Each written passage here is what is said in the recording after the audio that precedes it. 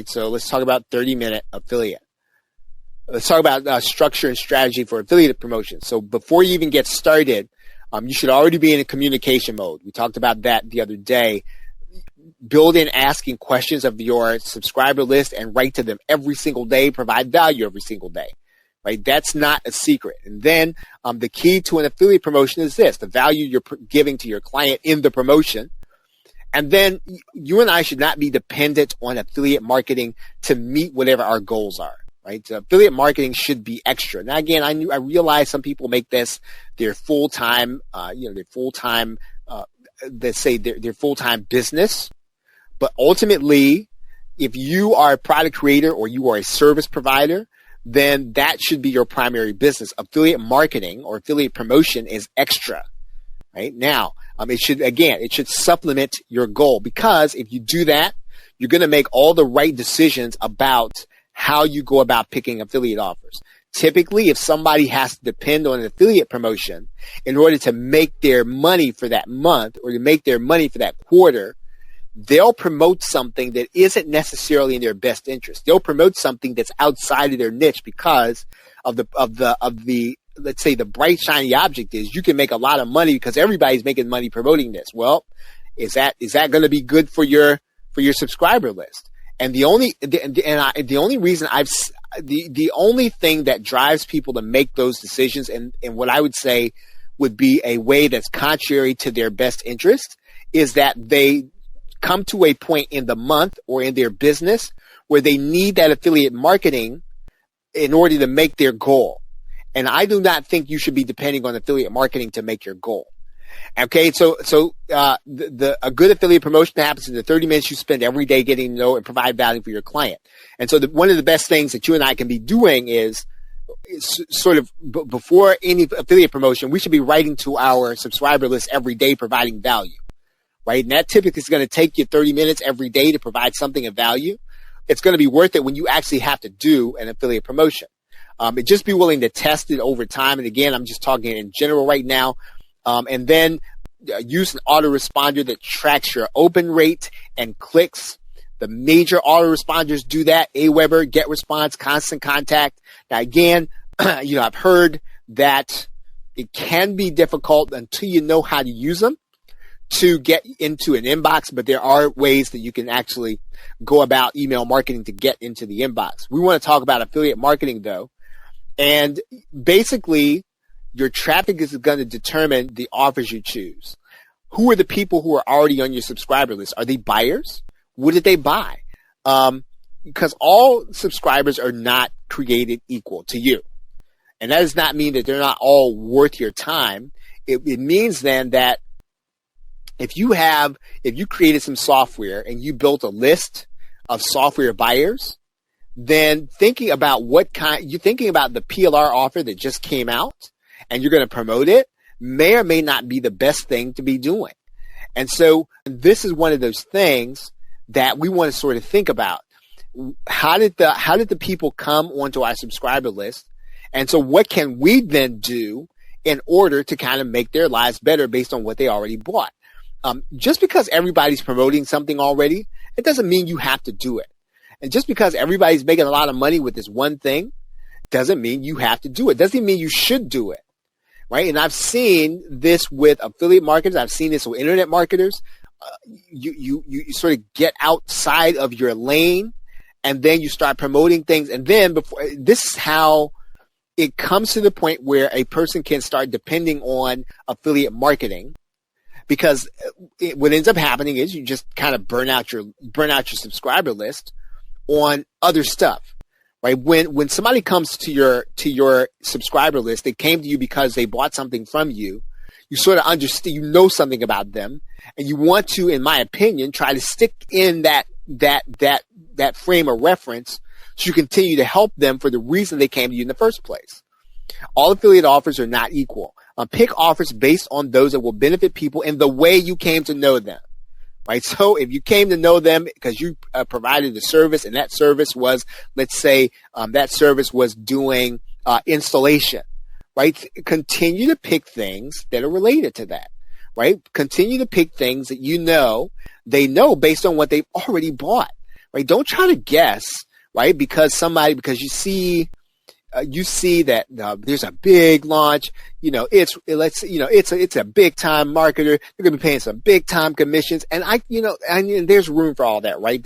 We don't have to be teetotalers. We don't have to be sort of locked in anything. But what I'm saying to you is that you can be just as profitable, kind of focused, instead of being all over the place, just kind of grabbing something just because something is supposed to make a lot of money. There are a lot of ways to make a lot of money in internet marketing.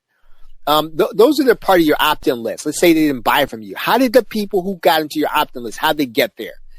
That's what you want to start thinking about when you start thinking about what kind of offer you're going to be promoting. If you know the people, how they got to you, then picking an offer should not be very difficult. And then, of course, it always comes back down to, right, what problems are they trying to solve every day, right? When you know that there is a product that will solve a problem that the people on your subscriber list are having, you need to promote that product, and it really does not matter if there's a launch or not. All that really matters is that you know it and that you know it's going to benefit them, right? So don't feel like just because you're not promoting a launch, first of all, you're not going to make any money. That's just not true. I mean, you can actually earn as an affiliate, and you don't have to promote things that are associated with a launch, right? In fact, in some cases, you're going to be competing against probably nobody, right, on a particular day. So what's a good offer, right? My first question to you, if you were to sit down to me, you were to ask me what a good offer is, I'm going to ask you, well, what's the price point your subscriber list to purchase from? And you ought to know that based on what you sold them and what they became part of your list on. What was the price point? Right? You should have a pretty good idea of what the price point is going to be. And look, if something is a good offer and you want to promote it and it's way out of your league, then listen. Not way out of your league. That's a bad way to put it, but way out of the price range of the people that are going to be part of your email marketing list, then man, there's no reason necessarily to take a 2 or 3 days and promote something that is not necessarily going to even be in their price range. If you had somebody come to you from an affiliate marketplace, it's a good chance you may have success in that marketplace. So in other words, let's say you sold something on Warrior Plus. There's a good chance that if you found an offer on Warrior Plus, that offer will work for you. If you launched on JVZoo and that's how they came to you, there's a good chance that if you want to promote something, you can probably find somebody to promote something well on JVZoo. The other thing is, now when you start doing it, you're going to hear a lot of words, right? People are going to start talking about EPCs. They're going to start talking about conversion rates, and quite honestly, folks, those are just words. It's not always going to be the sole thing you and I need in order to make that decision. Because, the fact of the matter is, with people going to landing pages first, you and I really don't necessarily have a true picture of the conversion rate of anything as an affiliate. We don't have a true picture of, let's say, the EPCs, because again, people are, if I say gaming the system, it sounds negative. It's not meant to be. It's just that number is not a true number. The only way you can get that true number is if I sent people exactly from one link to one straight to the offer, and they were all going that way. I could make an assessment, but I can't do that because lots of people are going to be coming in different ways. Some are sending people straight to the offer, right? So again, and then so those statistics can be misleading. Now, what you want to do with statistics is you want to look at the trend. And you want to look at how they move. So in other words, it goes back to calculus, right? It's moving numbers. So in other words, how do the numbers trend? How do the numbers move? Is EPC going up? Is the conversion rate going up? Is the conversion rate steady? What's happening so that so if you're looking at the trend, I think you can't go wrong. But if you're looking at exact numbers, those can be deceiving. Promote people that are going to take care of your clients, right? Do that. Don't promote anybody that you know is not going to take care of your client. I don't really care how well the product sells. I don't care how cool it is. Because more than likely, listen, if you know somebody is just a flat out jerk, they're probably going to treat your client that way. and they're going to, if your client ends up asking for a refund, that's not going to get you what you want, because that's going to come out of your commission. So again, you need to start thinking about, is this somebody I would buy something from?